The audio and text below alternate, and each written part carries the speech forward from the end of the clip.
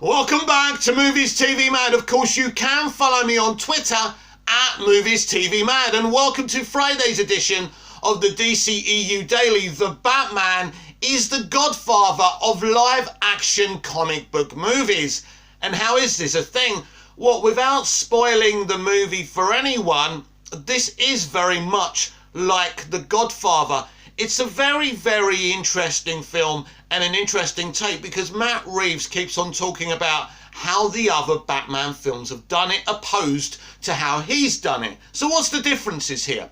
Well, if you look at Burton, you look at Nolan, you look at Snyder, here's Batman, there's a criminal, Batman goes after criminal, there you have it. That's the movie.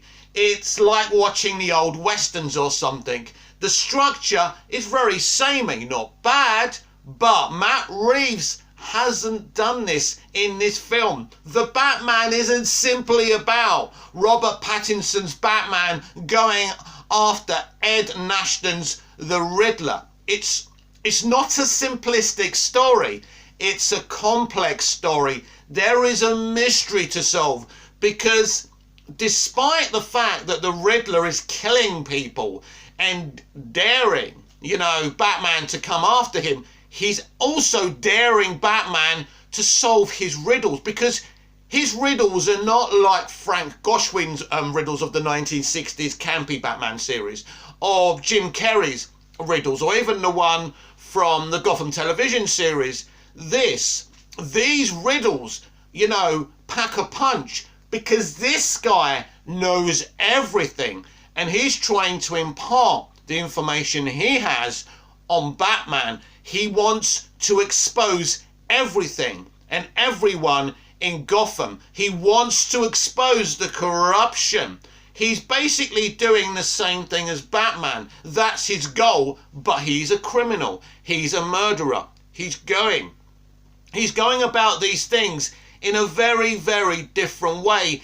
And there's the differences here. So this is not about Batman just simply going after the Riddler. This film is shocking in a lot of ways. Some of the stuff the Riddler knows, I think you'll watch it, I know you'll watch it and you'll think, fucking hell. So that's the difference between Matt Reeves, the Batman, and the other Batman movies we've seen. It is not a simplistic hero goes after villain. It's a lot more complicated than that, and I think there's the differences. And also, as I've spoken before, these rogues gallery that he's brought into this film, they're characters. They're not just simply criminals. So you get to know them, you get to know their core, you get to know what makes them tick, and you will have an element of empathy.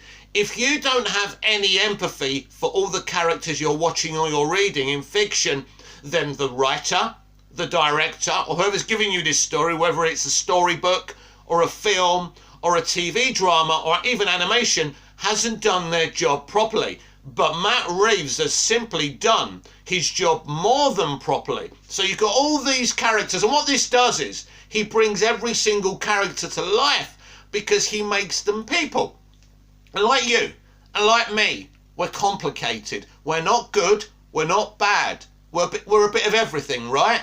We don't sit there, even if if the world saw us as bad people, we're not just simply bad people. We do good things, we do bad things, we do indifferent things, and it's the same thing with Matt Reeves, the Batman characters. And Batman and Bruce Wayne, and he's not simply a good person. He doesn't, he is inside him. He's a good person. He's the character we've always known and loved, but he also does questionable things. No, he doesn't kill. That's already been stated. That's not a spoiler from me. But he is, he can be somewhat immoral. But he has a moral core. But you know what I mean? No one in the world can be purely good, right? It's the question that Lex Luthor poses to Superman in BVS, No one can be totally good. He can't believe that Superman is as pure as he is, and he wants to bring him down, and he wants to see the world, see that Superman, Henry Cavill's Superman, is flawed.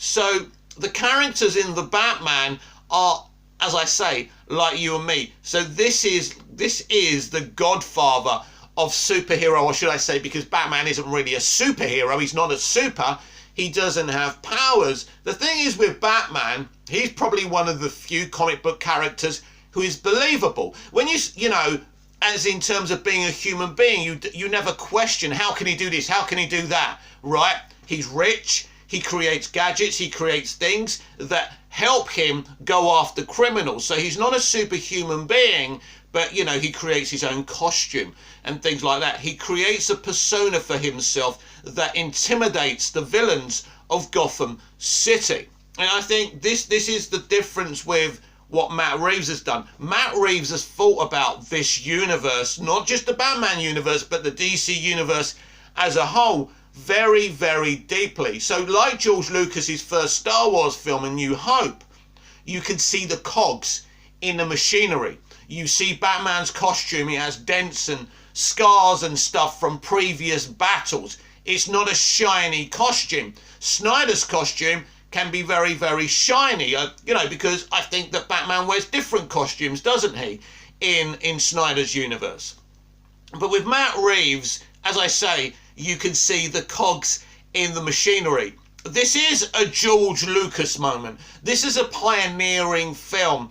And not in, as I say, not just for Batman and his Rogues Gallery and Batman's universe, as a DC universe, because please don't forget that this is a brand new DC universe that Matt Reeves has created, his own Earth, his Earth 2. So this is going to be very, very exciting for everyone. And so he has created his own Star Wars within the DC universe, if you like. Obviously, it's not set in space, but you know what I mean. He's grafted something new, something fresh, something unique, and I think audiences will gravitate to what Matt's done, because I think the length of the film is very, very important, because it gave him time to do what he wanted to do, to mold the clay. So I think that was very, very important for Matt, and he's done it. He's created high octane, high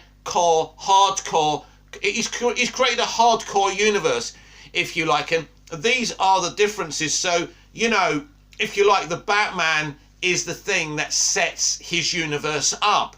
And from this film, he can take it anywhere he wants, and he can focus on any DC character he wants. And as I say, I'm very suspicious. I do think that his friends in the industry, you know, creatives he trusts and worked with before, people like J.J. Abrams, who I know doesn't have a good reputation right now, but J.J. Abrams did create Alias, did co-create Fringe, did co-create Lost. The man's a genius, right? What J.J. has to do going forward is put away the business side. Too many fingers, too many pies. As a creative, if you leave him alone, he does something great. Star Trek 2009 was awesome, was epic, and if he went along the same lines with the sequel, he wouldn't have had any problems. If Abrams was allowed to craft his own Star Wars on his own, he would have done something really special. Too many people interfering. That was the problem with the Star Wars sequel trilogy. But with Matt Reeves, the Batman, Matt has been allowed by Warner Brothers to do whatever he wants. I notice on Twitter the propaganda merchants again are, let me clear my throat, the propaganda merchants again are saying that the projections for the Batman's box office are higher than they really are, and it's because of Walter Hamada and his interference. Walter Hamada or anybody else hasn't interfered in the Batman, or Matt Reeves would have walked. He's that kind of creative. So he has created something that will last, not just for one lifetime, not for one decade. This is a Superman the movie moment. This is a moment people say, that's the take of the Batman that I love. And whoever else comes in to do another take will never be able to do a take as good as Matt Reeves. Why do you think they brought back Keaton for the DCEU and not try to create a new Batman themselves? Because whatever they do is going to, you know, pale in significance to what Matt Reeves has done. So the DCEU will have a Batman. It is for now Michael Keaton. Now going forward, I'm sure they'll find a younger guy and they do something special with that. This has been the DCEU Daily. I'm Mick, your host with the most. Just ask your girlfriends and your wives. Like, share, comment, subscribe, hit the notification bell so you never miss this perfection. And I'll see you again tomorrow with even more DCEU Daily. Till then, goodbye, au revoir, auf Wiedersehen.